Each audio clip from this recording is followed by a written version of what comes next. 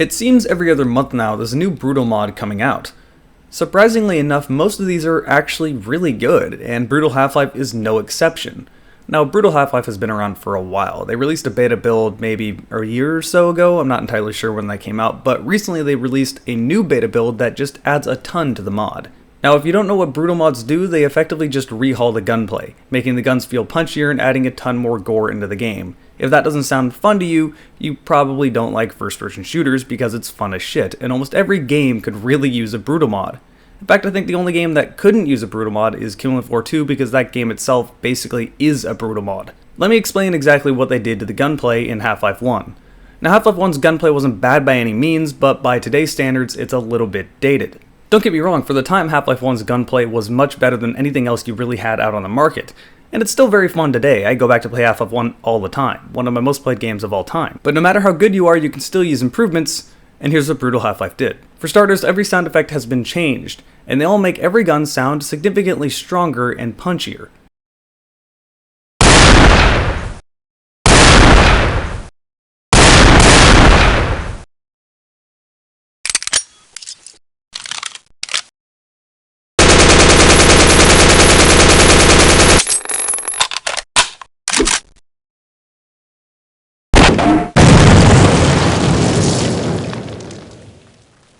The animations have been completely redone.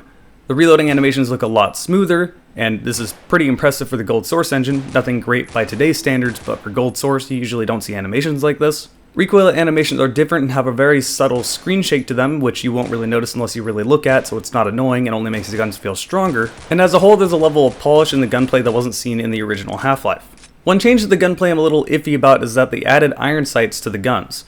Now, the animations for iron sights are actually really smooth, and it actually does feel somewhat natural, surprisingly enough, in the Gold Source engine of all things, to have iron sights. I'd never thought I would say that before. Half-Life with iron sights actually works.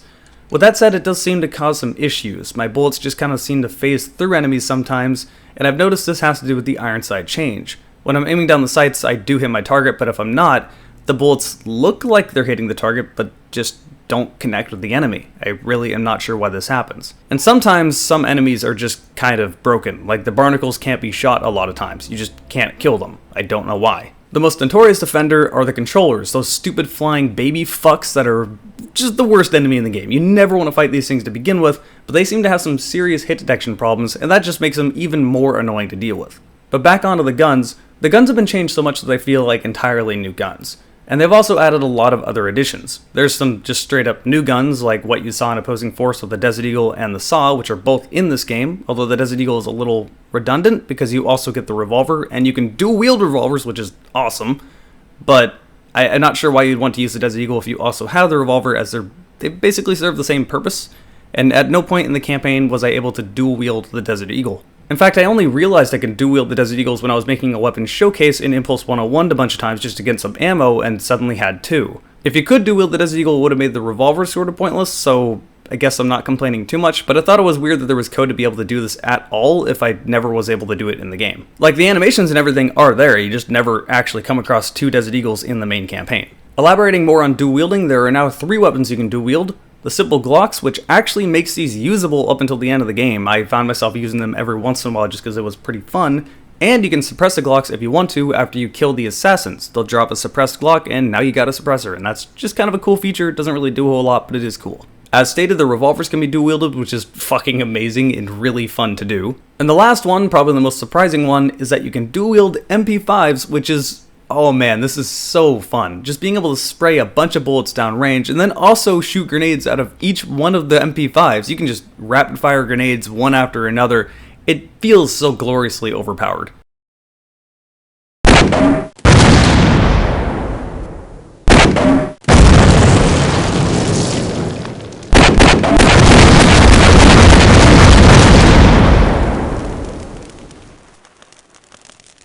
And I did mention you can dual-wield Desert Eagles, but like I said, you'd never come across 2 of them in the main campaign, so unless you cheat, you'll never be able to do this. As for the MP5s, I guess their reasoning for allowing you to dual-wield MP5s is just to kind of compete with the Saw, because the Saw is so strong. This thing can just rip through people. In general, all the guns feel stronger. When you aim down the sights with a revolver and blast the head off one of the Marines, It's so amazingly satisfying. I never thought I would be so happy to use iron sights in a Half-Life game. But there also needs to be some sort of compensation for this, because the weapons not only feel stronger, but they are stronger, and you get a lot more ammo for them. At one point I had something like 80 in reserve for my revolvers, which you can see how that would be a little bit overpowered.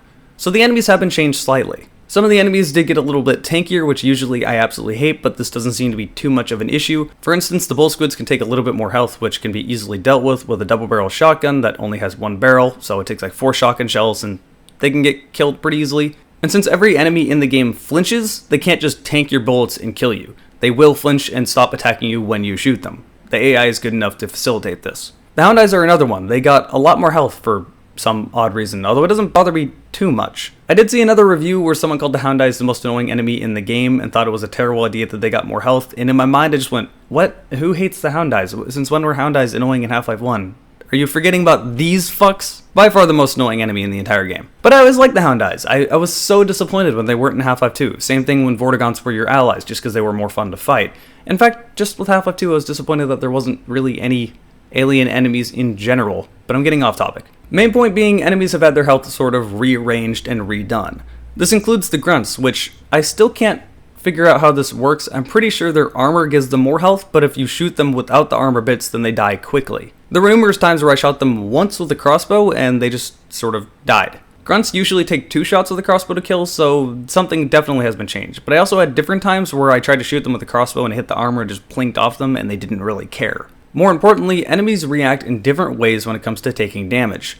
You might do a lethal shot on an enemy, but they won't die. They won't attack you anymore, but they will be bleeding out and try to walk away and then just collapse over. They actually are still alive on the ground, and if you want to, you can just walk up and boot them in the head, making them just gib and explode. There's a lot of different interactions like this, like if you shoot a head off a Marine, you can just kick that Marine's head off a cliff nearby. It sounds really morbid, but it's hilarious and a lot of fun. The gore has been ramped up to 11 in this. A lot of times enemies just gib and explode, a lot of times they'll be ripped in half.